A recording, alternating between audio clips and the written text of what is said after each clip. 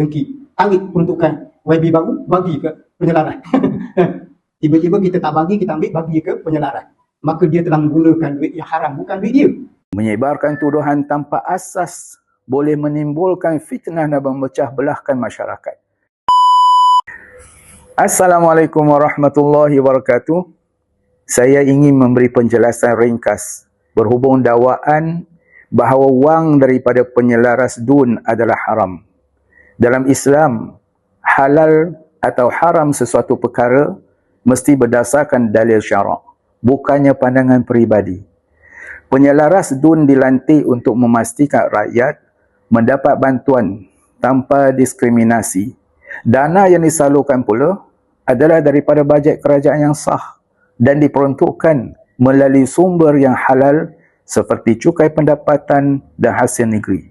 Firman Allah Subhanahu wa taala dalam surah An-Nahl ayat 116. Wala taqulu lima tasifu alsinatukumul kaziba hadza halalun wa hadza haramun litaftaru 'ala Allahil kaziba innal ladzina yaftaruna 'ala Allahil kaziba la yuflihun. Dan janganlah kamu mengatakan terhadap apa yang disebut oleh lidahmu secara dusta, ini halal dan ini haram, untuk mengada-adakan kebohongan terhadap Allah. Oleh itu, menyebarkan tuduhan tanpa asas boleh menimbulkan fitnah dan memecah belahkan masyarakat. Saya menyeru kita semua untuk merujuk kepada pihak berkuasa agama jika terdapat sesuatu keraguan. Tugas kita adalah menjaga kesejahteraan rakyat secara adil dan amanah.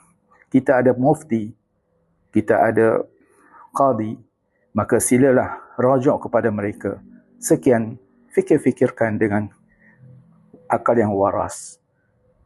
Berpandukan iman dan ilmu, insya-Allah anda akan dapat menilai yang mana satu permata, mana satu kaca. Sekian, wassalamualaikum warahmatullahi wabarakatuh.